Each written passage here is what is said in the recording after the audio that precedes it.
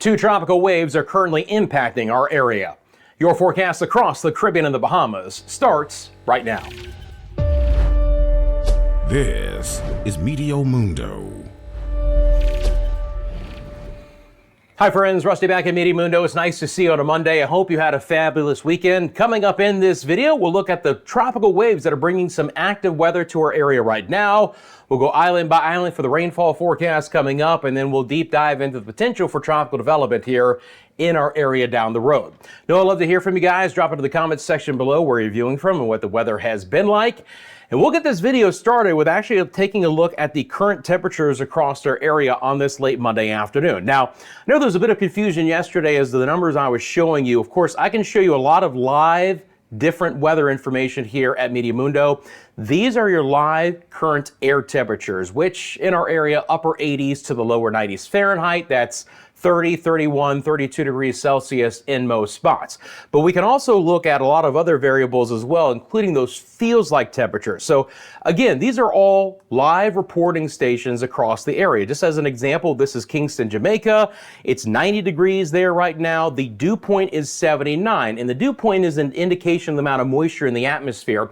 So when you factor those numbers in and the relative humidity, you get what's called the heat index, or the feels like temperature. Those were some of the numbers I was showing yesterday. Those are important because that's what it really feels like when you step outside. And I know a lot of you work outdoors or spend a lot of time outdoors. And in Kingston right now, it feels like 105. That can be dangerous heat sometimes. You get to 110, that's over 43 degrees Celsius. And again, these aren't forecasts. These are live reporting stations across the entire Caribbean.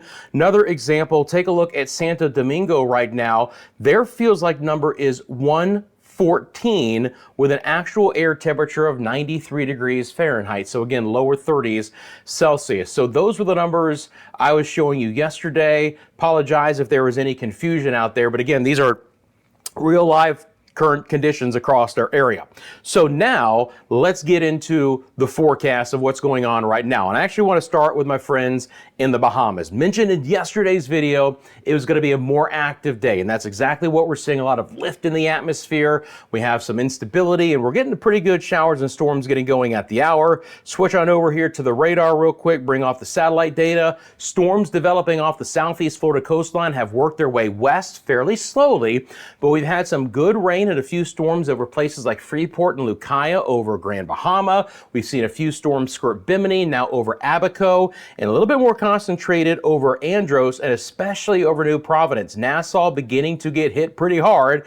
Pretty good hefty downpours and a lot of lightning flaring up on the northern side of the island there. So for the Nassau area and Cable Beach and Paradise Island, you look to the north and right over your area, pretty good storms. Those are going to try and make Eleuthera as we get into the deep afternoon hours of this Monday. Now, it's much more spotty when you get farther south, but towards Cat Island and Exuma, yeah, we could pick up an isolated shower or storm there, but mainly we're going to stay in our far northwest areas, and I promise you there's more to come as a weak frontal boundary drifts across the peninsula of Florida. There's going to be a lot of moisture, and we're going to have some wet weather and stormy weather for the northwest and central Bahamas in the days ahead. It's a very active day again over Cuba. Showers and storms flaring up there in very numerous fashion.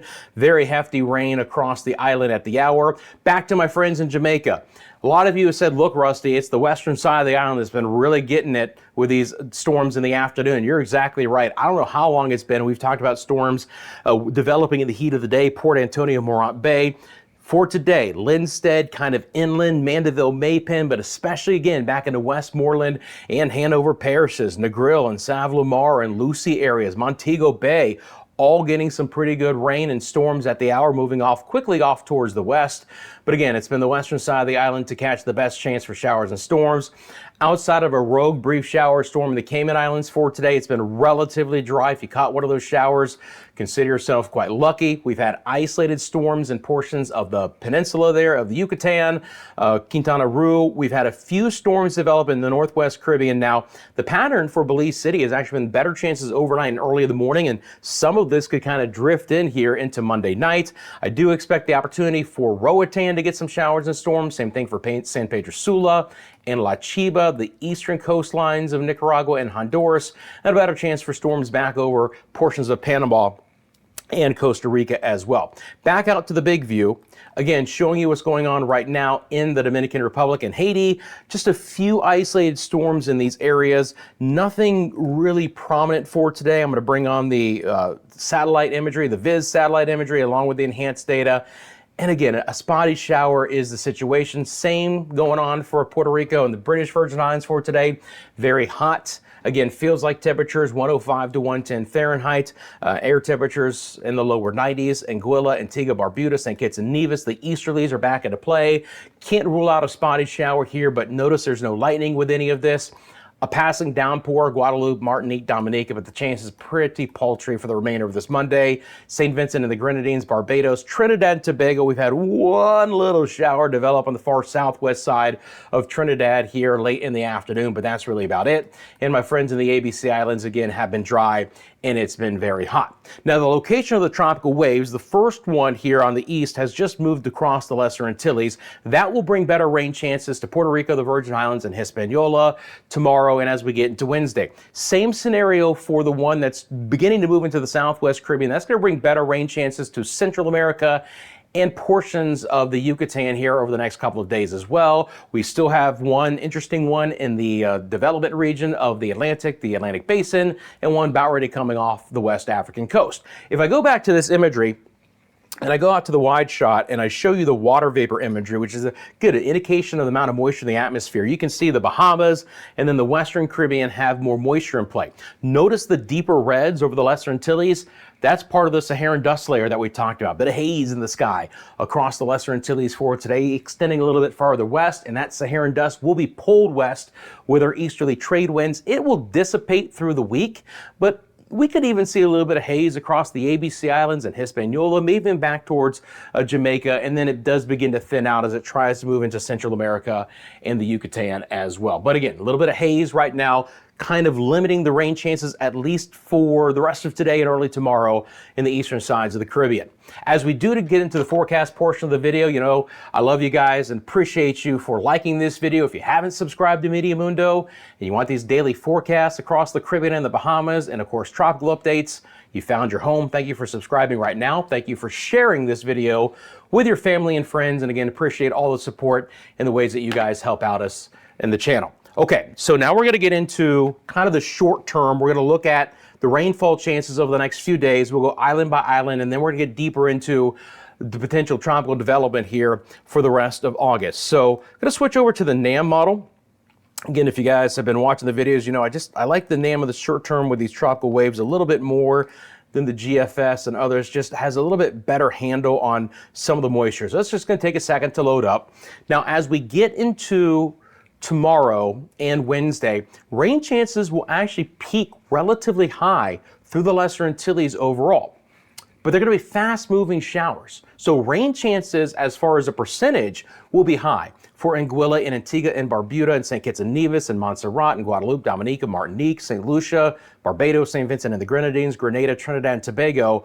Over the next few days, it's a little bit lower in the Windward Islands. It's a little bit higher in the Leeward Islands. But that being said, these are all going to be fast moving. So as far as any appreciable rain, not as much as you might think. But again, fair amount of green on the board here. That next tropical wave will be digging in and bringing in a round of showers. Again, Barbados north is the better chance, St. Lucia for sure. And you can see the passing showers here through the Leeward Islands. So Antigua and Barbuda and Saba and St. Eustatius, St. Bartholomew, St. Martin will all catch some of these. Trying to cool things off, trying to help you there. Again, not a lot of heavy rain that's such fast moving, but you know, on over towards Tortola and St. Croix, St. Thomas, St. John, Puerto Rico, and then eventually off towards the west in Hispaniola as well. Punta Cana, Santo Domingo, fast moving showers. Again, this tropical wave is not going to develop. It's not going to be a depression or a tropical storm, but it is an elongated area of tropical moisture to help the rain chances. Now it begins to thin out a bit as it gets into the Northwest Caribbean. I feel like that's the same story we've been talking about for a while, where the rain chances in places like Jamaica becomes a little bit lower, but the chance will be decent, okay? I don't think we're going to get huge widespread rain, Kingston, Portmore, Spanish Town, but to get some more scattered showers, again, try and give you a little bit of relief from the heat during these summer months is always a nice thing. And again, we need to try and catch a couple of showers in the Cayman Islands as well. Cuba stays with healthy rain chances, just more localized, but the tropical moisture enhances that opportunity, and you can see that. And again, this first tropical wave that I mentioned, located right about here right now, in the short term, meaning tonight, late on the 20th, 21st, is when it's going to spiral in more rain chances for Belize City and the coastal Guatemala and Honduras and Nicaragua, while Panama and Costa Rica just stay on the very wet side. For my friends in the Bahamas, we'll start off in the northwest Bahamas. Again, we have a frontal boundary, and I know it's pretty weird in August to be talking about that. It's a weakening one, but it's going to be kind of quasi-stationary, and there'll be just enough lift in the atmosphere where, especially for the northwest Bahamas, rain chances are going to stay high. And I'm talking about from Andros, New Providence, and Eleuthera north, especially closer to Abaco, Bimini, Freeport, Lucaya on Grand Bahama, and then Walker's Key. Those are your rain chances to be higher, and they're going to be actually fairly decently high. I'm talking about 60-70% chance of rain the next few days. It'll be more scattered in the central side of the Bahamas, and then the southeast Bahamas down towards the Acklands and the Turks and the Caicos. Well, guess what? They get kind of swept by the northern fringe of that tropical wave. They'll have some decent rain chances for the week ahead. Nothing outrageously high, but there'll be some higher rain chances there. Bermuda will actually catch a couple of showers here, and some of that could be some heavier rain with that same system pulling off the United States East Coast. And oh, by the way, we still have Hurricane Ernesto. Yes, it is a hurricane, and it's going to bring gale conditions, obviously, to the North Atlantic waters. It could bring some tropical storm force winds to portions of the eastern side of Canada, and it is making a beeline for the UK. Now, of course, it's going to become a big hybrid extratropical system by then, but it could be a very windswept late portion of the week and into the weekend for portions of the United Kingdom. So that's what it looks like over the next 5 days, guys. Again, these tropical waves are moving very quickly, but rain chances will start to go higher in some spots. So let's break that down island by island. We'll start off with the northwest Bahamas. 50% chance tomorrow, 60 Wednesday, up to 70 on Thursday. And again, that is the area of the Bahamas with a much higher chance. Central and southeast Bahamas have a decent chance, but certainly not as much as I expect for the extreme northwest Bahamas. Turks and the Caicos, again, scattered showers. We'll see if we can get some rain with that northern extent of the tropical wave. Still healthy rain chances for Cuba. Cayman Islands chances, cross your fingers, we get a couple of showers there, but again, nothing extremely concentrated. Belize City, again, some of this activity is overnight and even in the morning hours, but the rain chances are decent, especially through tomorrow. Still a 40% chance Wednesday, Thursday. Cancun and Cozumel, a little bit dry. Jamaica's best rain chance will come with that next wave on Wednesday. It's only a 40% chance. It'll be slightly lower Tuesday, Thursday, but we'll try and get a few more storms there. Dominican Republic, Puerto Rico's rain chances, again, get bumped up a bit on Wednesday, but they're all fast-moving showers. So I don't expect there to be a ton of rain. But again, to cool things off in the afternoon, here you go. U.S. and British Virgin Islands, a 40% chance. Now, you get a little bit farther east, and you get into the Lesser Antilles in general, and the rain chances are just overall higher. Now, Bermuda's, again, rain chances are decent. Then Anguilla, St. Kitts, and Nevis, especially Wednesday.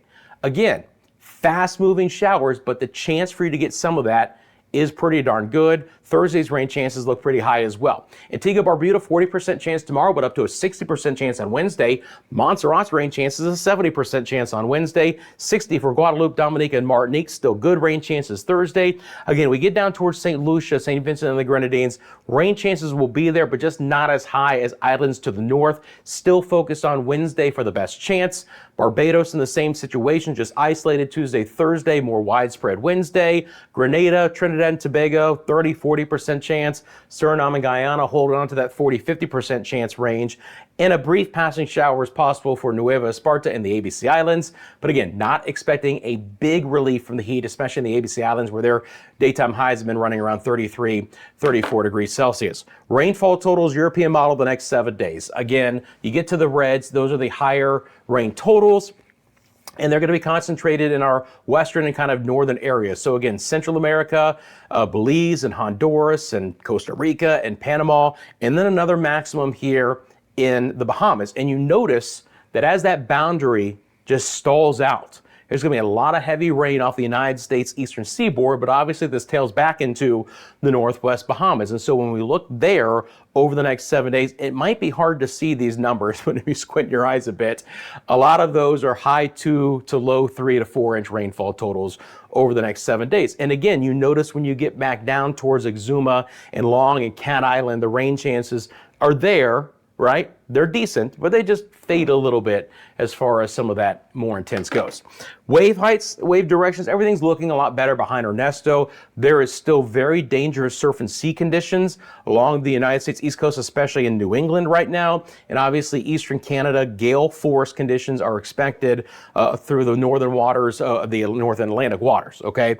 Behind that, we're going to have our easterlies kick back in for us here, and then we'll talk about the potential tropical waves, but in general, we're going to see waves basically kind of cooperate out there. All right, so now let's get into kind of the deep dive of the potential tropical development, all right? First of all, we do have a couple of tropical waves out here. This is a very interesting feature. There's a little wave out by itself, right? It's not doing too much, but you notice it's a nice little flare up of storms. We've, of course, lost that visible satellite imagery here now that we're saying goodbye to the sun on this Monday, but you can just see a little bit of shower activity. There's no lightning associated with that, otherwise we'd be picking it up here at Meteo Mundo. You see the live lightning count right there. Go back over to the enhanced. And again, these are always just little things, you know, we have to pay attention to because it is August, but Hurricane Center is not highlighting any areas for development over the next 7 days, but there's a little bit more moisture to play with here overall. And yet again, there's another robust tropical wave coming off the West African coast. So I want to kind of talk about where we are right now in the season, because I've seen comments over the last couple of videos where it's like, oh, this season looks like it might be a bust, or where are all the storms, okay? So far we're at 5 named storms, 3 hurricanes, 1 major hurricane, all right? I will say that as of August 19th, I would have expected there to be a little bit more activity so far, especially with named storms. But I'm showing you a graph where we're looking at tropical activity in the Atlantic hurricane basin, okay? We're here, all right? And this is basically storms per day per 100 years, meaning that if you had this chart hit 100, that every single year for 100 years, you would have a storm on that date. So we kind of peak around 80, or the most frequent time to have active storms in the Atlantic, in early September. Right here at August 19th, we're right about there. There's still a big jump to come in the climatological activity of the Atlantic hurricane season, which again peaks in early September, but doesn't fall off dramatically through all of September and even most of October. Notice it's a much sharper climb up to early September, but it's a slower gradual drop. My point is, friends, is that I know that we talk so much and so early about hurricanes now. You know, we're discussing them in May and June and all that when hurricane season actually starts, but we're really just getting into the heart of the Atlantic hurricane season. And everything that I'm still seeing shows that it's going to be an active September and October. I would love for it not to be the case, okay? And if it does bust, if we don't get a lot of storms, I'm happy that's the case. If you guys know me, or what what I've been showing you guys over the last year, is that for me, it's not about the next big storm. I've experienced a lot of different things in my career: EF5 tornadoes, softball hail, Cat 5 hurricanes, 20-inch blizzards, record flooding, record cold. It's not about trying to get the next thing, right? It's about providing you guys with information to make informed decisions. That's my passion, okay? Now again, everything I'm still seeing shows that it's going to be an active September and October, and that's what we're going to talk about right now. But if it doesn't pan out, fantastic. That would be great. The first thing I want to start off with here, we looked at already what's going on with the current satellite imagery, is I'm going to bring up this velocity product from the GFS model, and I am going to take this all the way out to the first weekend of September, okay? The fact that we're getting a break in the action towards the end of August is a fantastic thing. Obviously, we do start to normally see things kind of heat up a little bit more. Now, I mentioned it in yesterday's video. There's been a little bit of signals, if you will, that the next few waves coming in wouldn't be developing in the Atlantic, but might have the potential to get a little bit squirrely in the Caribbean or even the Gulf of Mexico, or as they bend back up across the eastern seaboard of the United States. But as this vorticity model runs, and again, what we're looking for is spin in the atmosphere, not the surface, but this is a good analysis tool that I like to use a lot just to have areas of interest and things to kind of keep an eye on here. You'll notice that as we get towards the end of August and into early September, there's just more signals here on the GFS model that there's going to be more robust waves to continue to monitor. And again, this goes along with what that climatological graph was showing you, that we really start to climb the last week of August, then through the 10th of September, we peak there, and it's only a very slow gradual drop through September and October. I mean, August, September, October, those are our most active months, okay? No idea where we're gonna end up total, named storms, hurricanes, major hurricanes, but still La Nina, very little wind shear, high sea surface temperatures all indicate that opportunity that we have to stay very vigilant for what could be happening here. So again, it takes a little bit of time because I asked this model to run basically more than 2 weeks, but we're taking it out to the 4th. And you can just see that there's a little bit more in the way of spin overall, okay? Now the GFS is actually even, you know, just as an example, and again, there's no reason to sit here and say, oh my God, watch out the beginning of September down here, but that's just an indication, again, right there. Just a little bit more active, a little bit brighter, same thing here, just overall, more spin, and very, very favorable conditions for development as we get towards the end of August and September. The European model, which is devoid of any activity for this week, looks like this by the end of September. And again, this is just to show you that both the GFS and the European model, those are the two main global models, are picking up on more active potential late August, early September, okay? Now, again, this is not gonna be indicative of, oh my God, there's going to be all these storms. Again, these are the ensembles, but it just shows you that depending on those ensemble members, where they place potential tropical systems.